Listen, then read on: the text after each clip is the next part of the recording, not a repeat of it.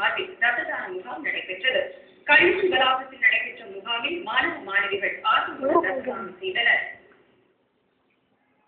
ஏழை நோயாளிகளுக்கு உதவும் நோக்கிலும் ஆபத்தான நிலையில் உயிருக்கு போராடுபவர்களை காக்கும் நோக்கிலும் பல்வேறு அமைப்புகள் சார்பில் ரத்த தான முகாம்கள் நடத்தப்பட்டு வருகின்றன.